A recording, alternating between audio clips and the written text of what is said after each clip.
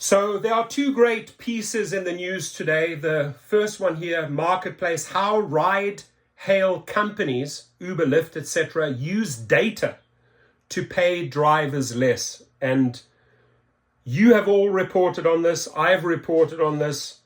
In fact, Sergio from Show Me the Money has a great article in the LA Times that'll make Uber and Lyft shiver with fear, right, about this very same issue.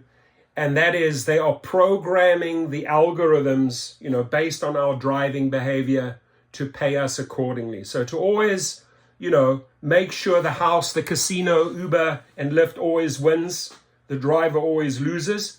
And all they need is an army of engineers, which they have, right? So listen to this.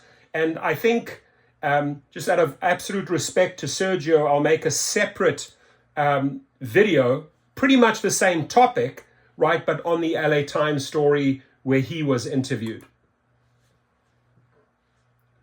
Listen now. Let's see what they have to say. This is Marketplace. I'm Kai Rizdal. The challenges that on-demand delivery and rideshare drivers have in making a decent wage are not new. Lousy tips, often ungenerous base pay, that much most of us have heard, right?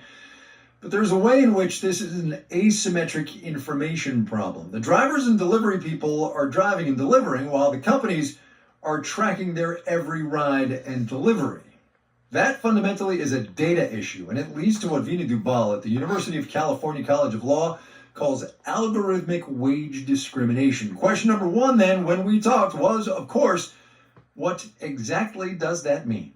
What does it mean? What algorithmic wage discrimination does is use data that firms have on workers, on their individual behavior, on their location.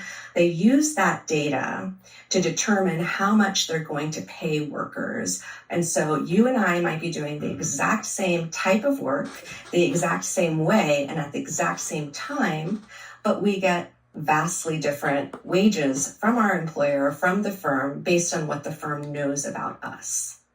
Explain to me how it works in real life then. Give me an Uber driver, right? Because the company obviously has oodles of data, not just on customers, but on the drivers.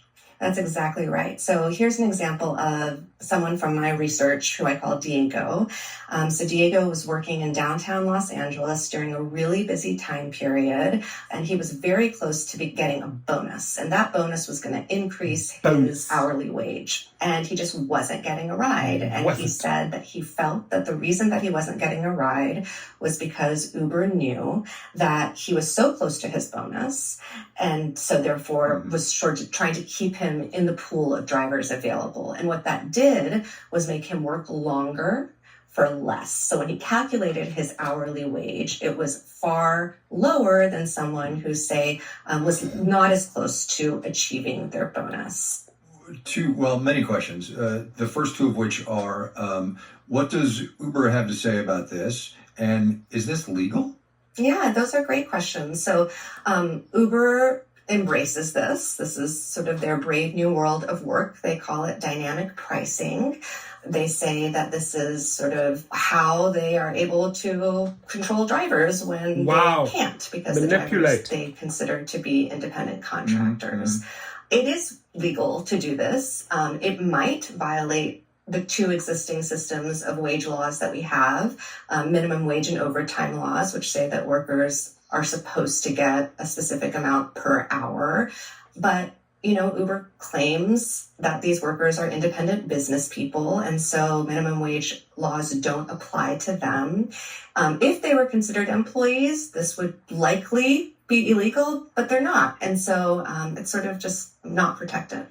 We should say here that the situation with contractor versus employer is very much up for debate and being discussed heatedly in many states. But let me go on with this. So a couple of things. Taking the flip side of the coin here for a minute, is it possible that employment law in this country is just old and has not caught up with the new realities of what companies know about how people are doing the work?